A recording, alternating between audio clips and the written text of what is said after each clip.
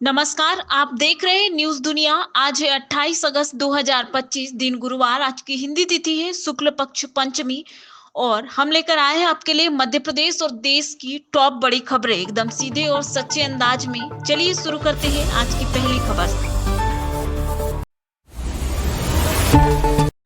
राहुल गांधी की वोटर अधिकार यात्रा का आज 11वां दिन है। यात्रा मुजफ्फरपुर पहुंची है। यहां जारंग हाई स्कूल मैदान में राहुल गांधी ने सभा को संबोधित किया। उन्होंने कहा कि अमेरिका के राष्ट्रपति ट्रंप ने प्रधानमंत्री नरेंद्र मोदी को फोन कर 24 घंटे में सीज फायर करने को कहा, लेकिन नरेंद्र मोदी ने 24 नहीं सिर्फ 5 घंटे में ही सीज फायर कर दिया। यह खुलासा आज ट्रंप ने खुद किया है।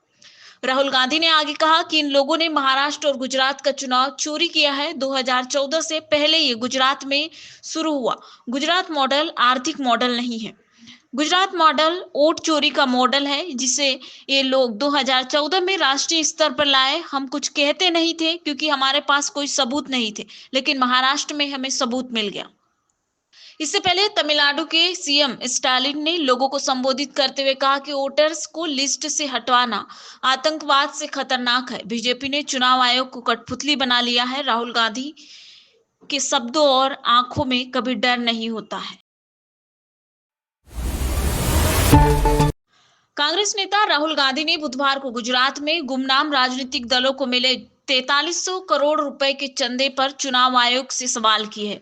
उन्होंने कहा कि इन 10 पार्टियों ने इतना बड़ा चंदा लिया, लेकिन सिर्फ 39 लाख रुपए खर्च दिखा। लेकिन उन्होंने एक्स पर लिखा है कि गुजरात में कुछ ऐसी अनाम पार्टियां हैं जिनका नाम किसी ने नहीं सुना, लेकिन 4300 करोड़ का चंदा मिला। इन पार्टियों ने बहुत ही कम मौकों पर चुनाव लड़ा है या उन पर खर्च किया है।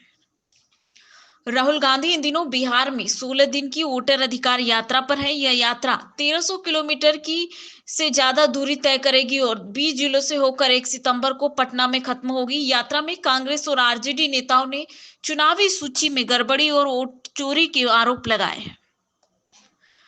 गुजरात में रजिस्टर्ड 10 गुमनाम से राजनीतिक दलों को 2019-20 से 23-24 के 5 सालों के 4300 करोड़ चंदा मिला है। दिलचस्प बात यह है कि इस दौरान गुजरात में हुए 3 चुनाव 2019-2024 के 2 लोकसभा और 2022 का विधानसभा में इन दलों ने महज 43 प्रत्याशी उतारे और इन्हें कुल 54,000 वोट मिले।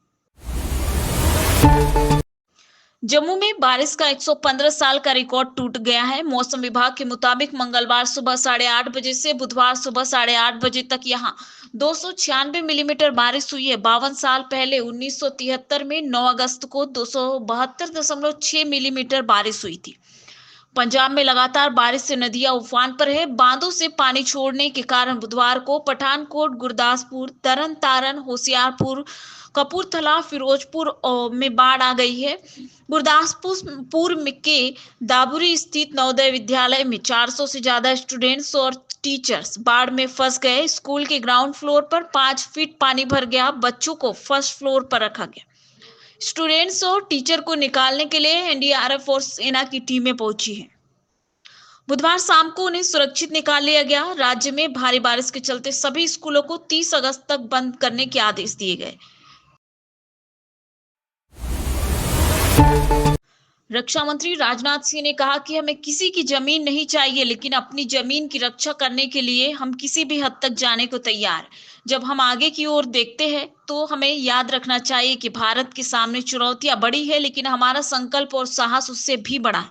दुनिया हमें सिर्फ हमारी शक्ति के लिए नहीं, बल्कि सत्य, शांति और न्याय के प्रति हमारे समर्पण के लिए भी सम्मान देती है। उन्होंने कहा कि देश की रक्षा केवल सीमा पर तैनात सैनिकों द्वारा ही नहीं की जाती है, बल्कि नई तकनीक विकास करने वाले वैज्ञानिकों, हथियार प्रणाली बनाने वाले उद्योगपतियों और अगली पीढ़ी को युद्ध के लिए तैयार करने वाले शिक्षकों द्वारा भी की जाती है। राजनाथ सिंह ने यह बात महू में आयोजित रण संवाद 2025 के दूसरे दिन बुधवार को कही।